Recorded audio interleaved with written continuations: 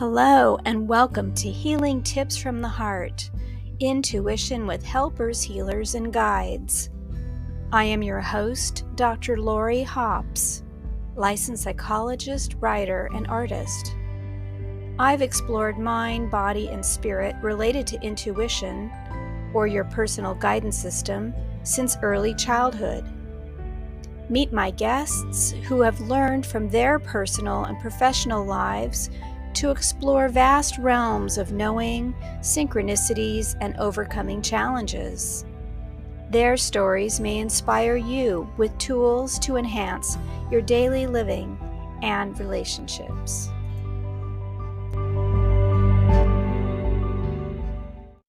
Hello, everyone, and welcome Dr. Adriana Popescu, who I would love to introduce. Dr. Adriana Popescu is a clinical psychologist with 25 years of experience in mental health. She specializes in treating addictions and trauma and has directed a number of treatment programs in the San Francisco Bay Area of California in the USA.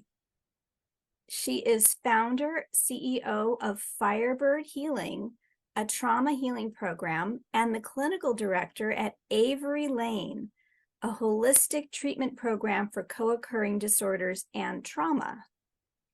Dr. Adriana has contributed to several different books that she's co-written, and she has her own book released in 2022 with the provocative title, What If You're Not As Effed Up as You Thought You Are, as You Think You Are. She has a private practice in San Francisco and travels around the world speaking, coaching, and facilitating transformational workshops. And she also hosts a podcast called Kaleidoscope of Possibilities, Alternative Perspectives on Mental Health. And thank you so much, Dr. Adriana. I was a guest on that podcast with you. And she also loves to empower people to release their self-judgments, overcome their imagined limitations, and create a life of infinite possibilities. And I'd like to add that our audience knows, in full disclosure, that I know you personally. We've met several times through our association with the Association for Comprehensive Energy Psychology, where we're both members and teachers, educators, and have been involved with that association for a long time. And so welcome, Dr. Adriana. Thank you for having me, Lori. I apologize if you hear ambulances in the background. I am near a hospital, and sometimes we get a lot of that kind of noise. But I'm really happy to be here with you today. Oh, thank you. Yeah, I think that Zoom is doing a better job lately of filtering out background noise. Great. So I'm not hearing anything on my end, but thank you for adding that. And so is there anything else you'd like to share about yourself with the audience that maybe I haven't said so far? Gosh, there's so much, I guess, and I think we share a similar perspective in that we really like to work with people in this holistic kind of way, where we're really looking at mind, body, heart, and spirit. Yes. How critical that is to really address any kind of issue, whether it's like a physical health problem, whether it's a mental health issue, or whatever. I'm always looking at things through this physical, mental, emotional, and spiritual lens, and I think you do too. And I just think that's so important for people in our field to be doing. Like nowadays, science is telling us so much more about how the brain works, how that fight, flight, freeze response works, and how regular talk therapy just has limitations when it comes to working with people who are, let's say their brain's been hijacked by a fight, flight, freeze response, So I love that we have these tools, these EP and other kinds of tools that can help people regulate their nervous systems and really get down deeper into the heart of issues, and really be able to shift the energy around those things to create lasting change. So I love talking to people about that stuff, and that we're both in that same group of people doing that type of work. Yeah, wonderful. And for those who may not know EP, we sometimes have a lot of language that we shorten to initials. So that's for energy psychology. And so, yeah, I so agree with you. And I think that you and I both kind of go even beyond those models and delve more deeply into spirituality and intuition and consciousness. And so considering that the focus of this podcast really is about helpers and healers and guides and healing tips from the heart with intuition, is there something more that you'd like to say about some of that? Yeah, I mean, I think this is something that all of us would benefit from, practicing and working on. And for me, it certainly has been a journey as well. I can say about my own story, growing up in a highly intellectualized home. My father was a doctor, he was very smart. I was smart. I always excelled in school and was really praised for that. But, as I got into my 20s and started becoming physically rather ill, and nobody really knew what was wrong with me, I realized I had been disconnected from the head down. Like, I didn't know I had a body. I was always in my head. I was really disconnected from my body. And I was disconnected from my body's wisdom. And I ended up becoming quite ill for, turns out to be almost 20 years with Lyme disease, chronic fatigue syndrome, and a whole host of other things. And it was, in retrospect, as awful as that experience was, I'm really grateful that I had it, because it put me on a path of alternative therapies and healing, what we now call more integrative approaches, because Western medicine didn't have anything for me. So I had to pursue things. It started with chiropractic, acupuncture. And then I decided, I always knew I was going to go to grad school for psychology. And I ended up, in the time that I was sick living in Colorado, I decided to do a year of massage therapy school. And that's what really turned me on to things like meditation, energy work, doing hands-on energy work. I can remember in massage school, we did an exercise once where we blindfolded ourselves and we had someone on the table, and we were like, we couldn't even touch their bodies. We were working above their bodies, and we were feeling the energy field, like blindly, so that we could develop our intuition and our ability to attune to what was happening with people's bodies without necessarily using our five senses. So that kind of thing started happening. And I decided to come to California and get a degree in transpersonal psychology at the Institute of Transpersonal Psychology, where it was just more of that. Almost every class began with a meditation.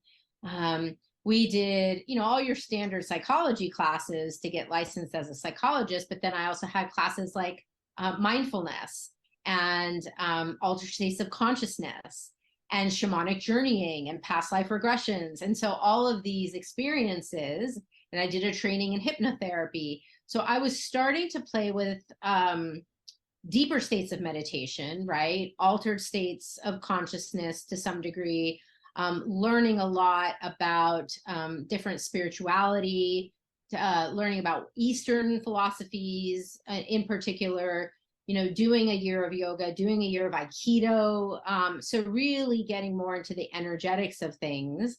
And meanwhile, still being quite ill, was pursuing my own natural healing with different practitioners, and started working with an acupuncturist who introduced me to a modality called NET, neuro-emotional technique, where you use muscle testing, right? Applied kinesiology to get information about what's going on with the body. So that came right around the time that I was actually first introduced to energy psychology. I came to one of the first conferences back in like 2000 or so. And I realized people were using some of these same concepts there, and using muscle testing as a way to get information, to kind of bypass the logical thinking mind and get more information from the subconscious or from the body, whatever you want to call it.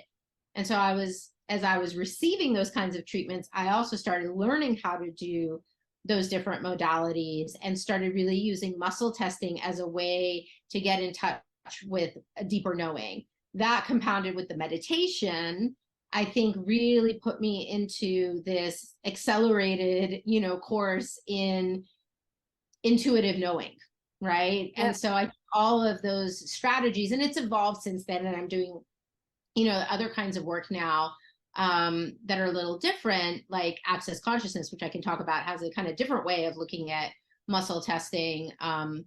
that's all been really helpful in my work, not only as a psychologist, so I have a better understanding of what's going on with my clients, but also in my own personal journey of recovery, because now I'm healthy and happy and I don't have those symptoms of Lyme disease and chronic fatigue anymore. And I think it was using that intuitive knowing, not of my own, as well as all the practitioners I worked with who helped me to get well. Wonderful. Wow. What a beautiful story. And there's so many threads here. We could probably spend time on each of the things that you talked about: energy healing and muscle testing and NET and so on. And one of the things that I'm really intrigued by is your openness to share your personal story and how it blended with your professional life. And I imagine that your clients can sense that authenticity in you because of the deep compassion that you have for the path, but also because you know that not everything works for everyone and that you have to blend lots of different modalities. So thank you so much for being so open about your story. I think people are always interested to know a little bit more personally, you know, because they can read a book or an article or something about a technique or an approach, but to hear your personal path with Lyme disease and other issues that were so debilitating, I imagine, and the fact that they lasted for so long and that you just kept going and that you had that bright mind and determination to kind of investigate and learn more and become a healer, but also while healing yourself. Mm-hmm. So thank you for that. And I'm wondering if there's common threads that you have found through these different pathways that have kind of been core for you, or have you found that kind of the different pathways open up their own communication in terms of intuition and how to proceed? No, I think they're all, there's that old expression, all roads lead to Rome. I think it's more of that. I think there are many different pathways to access your own knowing. And my own knowing is also connected to universal intelligence, so to speak. Like, I think all of the different spiritualities and modalities and things that I've studied and experienced and can remember from other lifetimes, it's like I've been on this journey for a long, long time. Mm-hmm. And I kind of fundamentally operate from this belief of the oneness concept, that we are all connected. We are one. If you look at it from a quantum physics level, there is really no separation. You can take two paired, atoms and put them thousands of miles apart, and what one is doing is going to affect what the other is doing. We're influenced by the moon with tides, and we're influenced by where the sun is and what's going on with it. So we're all connected, and accessing that knowing can come through so many different channels. I mean, even just if you look at clairvoyance, clairsentience, clairaudience, right? Even through your various senses, you have different ways of intuiting things. There's a lot around telepathic communication that's been even scientifically researched. I love Dr. Dean Radin, and a lot of the folks at IONS are doing this incredible research around that stuff. So for me, it's all paths lead back to, what do I, as a spirit, as an infinite being, the being that I am beyond my body, beyond my ego, beyond my mind, like, how can I access that information and use it to guide me in my work with clients as well as in my life? And that's what all the different tools are, just tools towards that same end. Okay. And so just to clarify for our audience, Dr. Dean Radin is a chief scientist at Institute of Noetic Sciences in Petaluma, I believe, California.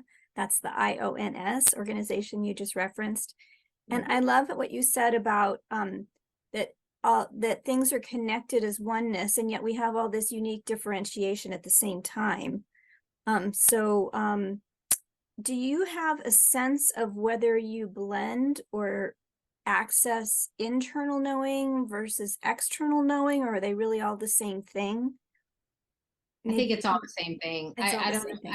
Yeah, I mean, it's like, how am I really separate? Like, where does my body end and my energetic field, right? If you measure someone's aura, it goes several feet out past their body. Right. I can extend that. I do exercises. I guide my clients in exercises where we expand our energy field out to get as big as the room, as big as the building, as big as the earth, as big as the whole universe. Like you can stretch and expand your energy field infinitely. So where's the separation there? Yeah, I remember hearing some people speak about this sort of thing, and that if you go out far enough, you wind up back in your own heart anyway. So it's all kind of like a Mobius strip flipped into itself and twisted so that the outside becomes the inside the outside. And it can be mind-boggling, but I like how you say to kind of go beyond mind. Yes. And into this other realm. So you mentioned access consciousness. Can you talk a little bit more about that? That might be new for some of our listeners. Yeah, access consciousness is a set of tools. You could call it a modality, I guess. I've been working with it since about 2011, and it's a set of different kinds of tools. Some are hands-on energy tools, like there's this stuff called access bars, which is touching these 32 different points on the head, and that releases the electromagnetic charge that we create with our thinking and feeling and all of that. And there's other kinds of hands-on energy work and offhand, like working sort of more remotely with energies. And then there's verbal facilitation, like bringing up energies and using a clearing statement to shift those energies to down, all the way down to the root, like the point of creation where let's say you're working with a limiting belief of some kind, like I don't deserve to be happy, and using this clearing statement, which energetically gets down to when did you first come to believe that, releasing the energy around it. And within access consciousness, there's multiple like specialties. There's sort of this general set of tools. And then people over the years have applied those tools to all different areas of life. Money, finances, bodies, health, relationships, including a subspecialty that I got really turned on to early on, called Talk to the Entities, which is about how to communicate and work with the spirit world. Okay. So, but what I love about Access is the whole empowerment perspective. I mean, their whole tagline is empowering people to know that they know, right? Okay. Not, don't look to me for the answers, like I'm some kind of guru. What I have are questions. I have questions and tools, like this tool of light and heavy, which I can say is, I call it like the internal muscle test. But there are these tools that are designed to help people get in touch with their own knowing, right? And so that really speaks to me and to the conversation that we're having. And with these tools, more and more, I've become more trusting of my awareness, more trusting of my knowing, and being able to have a set of tools that if I'm uncertain about something, that I can clear the fears and doubts that might be blocking my clarity. And I can use tools to gain access to that clarity and awareness, including choices like what is looking at the future and what choice is what future is going to get created from the choice I'm thinking of making right now. Okay. And so that obviously would intersect with other people's choices too. And it can. I can't control what other people choose, but I can look at what my choice is going to create, both for myself and for the world or others as a whole. Okay, cool. So, wow, there's so much there.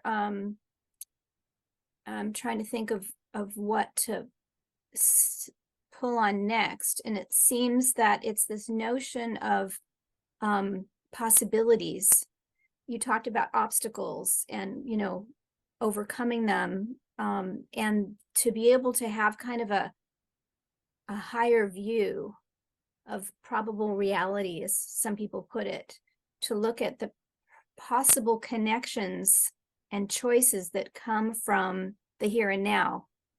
So if I go right or left, I move towards or away from a relationship, an option, or I have a different set of understandings about myself or how I present myself, maybe. Then it affects the lay of the land, and then how you interact with others and how the circumstances shift. Yes. Well, a lot of access is about asking questions. The perspective is that questions empower because they energetically open up different possibilities. Mm-hmm. An answer or a conclusion is going to tend to contract, Okay. right? So if I say, like, okay, I need to make more money, Mm-hmm. and I think to myself, I'm going to have to get a second job, I'm going to have to work more hours, like that's the only way I'm going to make money, then essentially what I'm telling the universe, because access works with the whole ask and receive principle, like as if it is a law of the universe, because that's my sense of it, is that it is. Mm-hmm. So if I'm saying, okay, I want more money, but the only way I'm going to get it is this way, then I've just cut off all the other possibilities for how money could come. I'm certainly not going to win the lottery. No one's going to give me any money. I'm not going to like get a raise or some other thing that's going to, get to what I'm asking for. Yeah. But instead, we're more in the space of what are the infinite possibilities for more money to show up, right? Okay. Mm-hmm. I'll give you a really concrete example. Mm-hmm. One time when I was moving offices, I needed boxes for books and I didn't want to buy them. And I was like, all right, what would it take to find some free good boxes for moving? And literally within 2 hours, I was driving home from my office and I just found myself turning down the wrong street. And I knew it. I knew right. I started making the turn. I'm like, wait a minute, this isn't the right street. And I said, nope, trust your knowing. There's a reason you're being called to go down the street. And I drive down the street and halfway down the block, I see this beautiful pile of neatly broken down brand new boxes. Someone had just moved in. They were even all bound up with some string. And literally all I had to do was go pick them up and put them in my car and drive away. And I'm like, thanks, universe. That's so great. I love that practical. I remember reading that in your book, that practical example, because we talk about spirit and entities and intuition and consciousness, and it all gets kind of like sometimes hard to grasp, maybe not as grounded, but I love that your examples are use these tools to manifest in the physical reality in a way that doesn't harm anyone, that helps you, that's effective, efficient, and that you have access to. So that's a great example. Do people have to believe in a certain spiritual philosophy or religion in order to work with people that are dealing with entities and spirituality? No, but I do think it colors the lens through which you see it, right? Okay. So like one of the things I learned from Shannon O'Hara, who is the creator of Talk to the Entities, she talked about, for example, angels, or, you can even say something like fairies, like different kinds of beings that don't have a physical form, but because we have been aware of them in our culture for a long time, we often have pictures of them. Just like, we think of Jesus and we have a picture in our minds of what Jesus looks like. We have a picture in our mind of what angels might look like or how they might act, or fairies, we see Tinkerbell, something like that. Is that truly what they are, or is that the lens through which we see them? So I do think that our belief systems can shape and color how we experience the spirit world. And so a lot of what I've learned is around letting go of that and being more open to just sensing the energies. Okay. I'm not somebody who per se sees spirits. I'll see orbs of light. Yep. But I have, I've learned what my body's it's not always physical, but what my entity awareness signs are. So there's a certain sensation that for me in my body, I feel a pressure on my head. That's often how I know there's some sort of spirit or being that is present. Okay. Other people might cough. Other people have more of a feeling state, like super anxious. Shannon would talk about getting really paranoid when she had entities that were in her space. So it's also about learning how do you know what you know? Because sometimes if you go in your head, it's really easy to second guess yourself. It's easy to talk yourself out of, oh, that was just my imagination. I didn't really sense that. But with practice and over time, I've come to really trust my awareness around all of that. Yeah. And have developed, and Shannon believes everybody has this capacity if they're willing to work with it. I have developed the capacity to be able to communicate with spirits, and it's really different with every being. Sometimes it's words, like you and I are having a conversation. I might have like a telepathic conversation. Sometimes it's pictures. Sometimes it's a felt sense, like an emotion, or sometimes just a rapid download of information, it can be really different. There's no one way it shows up for me. Right. Okay, very good. Yeah, I think that the belief structure and putting that aside is really important because it can influence, we expect to see Tinkerbell, oh, she was wearing a blue dress. It wasn't Tinkerbell because she wears green. Right. Or, but also for fears and things that we have learned from others about this isn't safe. And it's Right. so important to have discernment and know for yourself, even when you're exploring something unknown, whether you feel okay and safe with what's happening and how to stop or dial things back down or go into a protection mode or whatever it is Yeah. so that you know that you're okay. It's just like going out into the wilderness where you've never been before and not being prepared. It doesn't mean something bad is going to happen, but just in case, you want a flashlight, you want a map, you want your cell phone charged or whatever. It's good hiking shoes.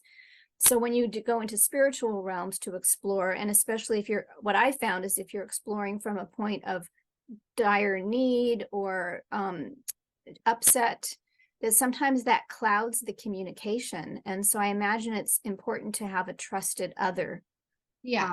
to not do all this on your own. Well, I think that people, yeah, I mean, and especially I think when you bring in the conversation of the psychedelics, because there's a lot of psychonauts that are out there, experimenting on their own without a lot of guidance around Mhm. where they're going and what they're encountering. One of the things that Shannon taught me is, when you're communicating with other kinds of beings, you're not always, you don't just automatically trust whatever it is they're telling you or showing you, because there are prankster and trickster entities, just like people, right? Who pretend, Mhm. oh yeah, I'm so and so, and they're not. It always comes back to your own knowing, trusting your own knowing. So when I'm uncertain about who or what I'm dealing with, I'm asking myself questions and muscle testing, or using this tool of light and heavy. Like, whatever's true is going to feel kind of energetically light and expansive. What's not true is going to feel heavy and contracted. I call it like the internal muscle test. That's an access consciousness tool we use a lot. I'm Mhm. going to be asking myself, who or what am I dealing with? And yeah, I could be communicating with them as well, but I'm listening or tuning in with that sense of, does it seem true to me what they're saying, right? um and yeah, if you're emotionally really intense, like in an intense state, you might not have the ability, you might not have the space to be able to be clear on what's what, Right. right? So I think that's, and it's really helpful to have guides. I mean, I used to teach classes in this. There are courses you can take, and you can study with shamans, and there's Yeah. many different modalities and practices you can learn. I think it's really important to have those tools so that, because there are forces out there that are not kind and gentle and do not have your best interests at heart, and you need to know what to do should you encounter those beings. Yeah. And then you said a trusted other. A trusted other can be a person in a body, like, a mentor, a teacher, someone Right. like that, more experience. And it can be someone in the spirit world. Shannon talks about how we have teammates. All of us have Mhm. certain spiritual beings that travel with us lifetime after lifetime, and they can be people that were once humans. I have a group of them. Two of the people on my team, one was someone I knew in this lifetime, was a friend of mine early in life who passed away a few years ago. Mhm. Another one was some Native American guy, healer guy. He's very wise, and we were in some tribe together in some other lifetime, and he teaches me things about my Mhm. healing capacities. And then I have other beings that I can't even define because they're not human, Yeah. and they haven't had human form before, so I don't even have a picture in my mind of what they are. I just have a sense of their energy, Yeah. and they're there for me, and I ask them things and they help me out, and they'll be driving down the freeway really fast like I do, and then they'll say, watch out. And then sure enough, I'll look over, and there'll be a cop on the side of the road, right? Yeah. So they can be very helpful. They're going to tend to not interfere in your life unless you invite them to participate with you. But I love that she calls them teammates, because it implies that we're all on the same team, Yeah. and I'm not putting them up on a pedestal as Yeah. if as if they know something I don't. Because if I'm an infinite being, access functions from this idea that you're an infinite being. If I'm an infinite being on my spiritual level, I have access to the same information they do. So that to me is what consciousness is ever more stepping into and claiming that knowing, that consciousness. And the spirits, can be an assistant along the way. But ultimately, it's still up to me to come to know what's true for me. Exactly, because you're the one in this body, in this life, that has to make the decisions. So it needs to be, you can have advisors, but you're the CEO of your own life to an extent. I mean, life has its own power that sets us in different places maybe than we thought we had planned, but you're right in general.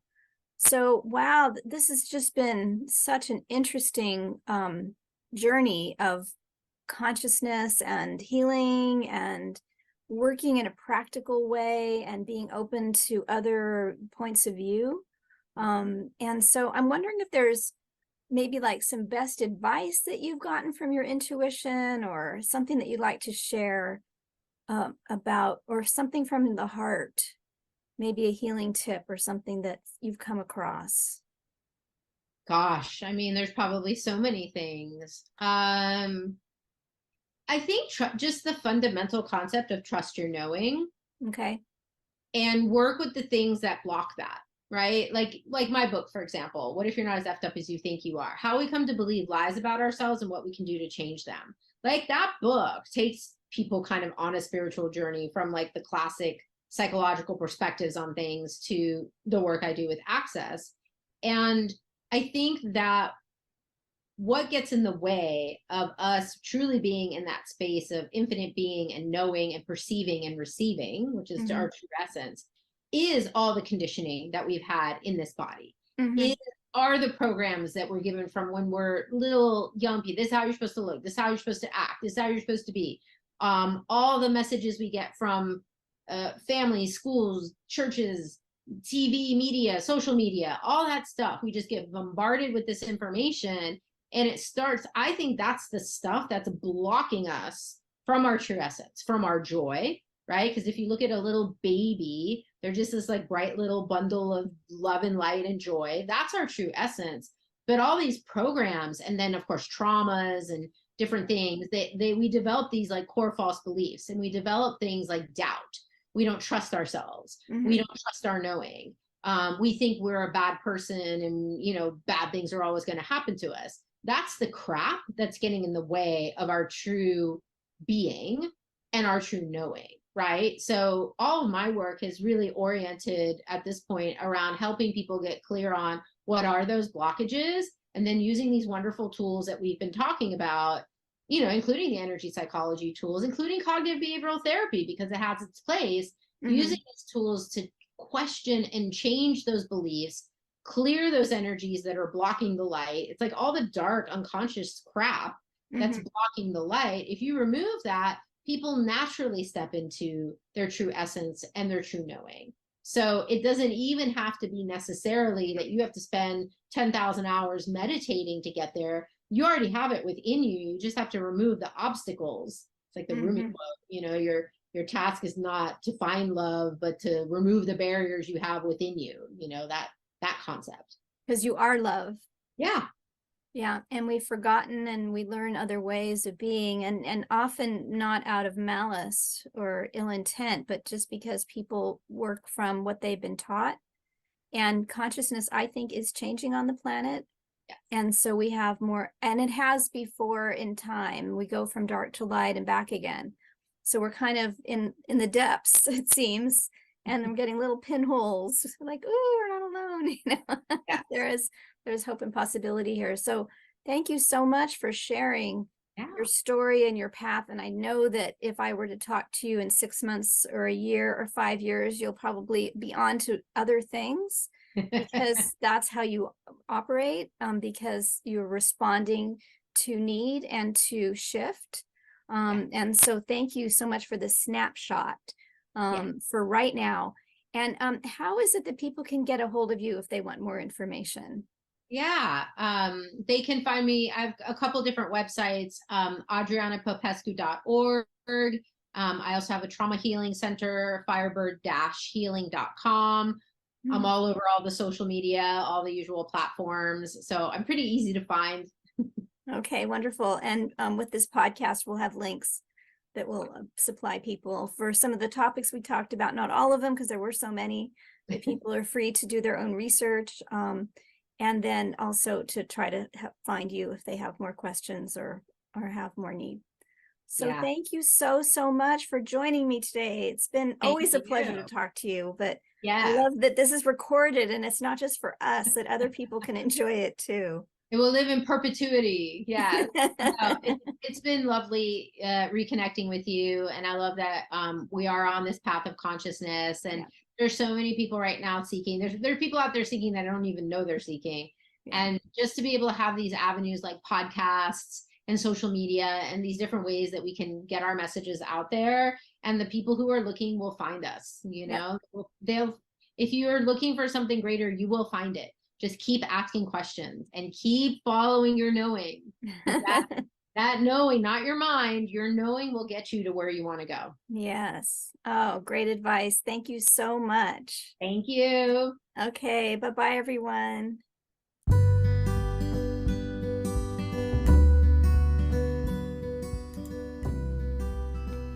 Thank you for joining us for today's podcast. If you want to learn more, you can visit my website for podcast and resources at hopshealingtips.com. You can also like, share, and subscribe to this channel. This podcast is for information and entertainment purposes only and is not providing healthcare advice. Please seek guidance from your professional healthcare team should you need assistance.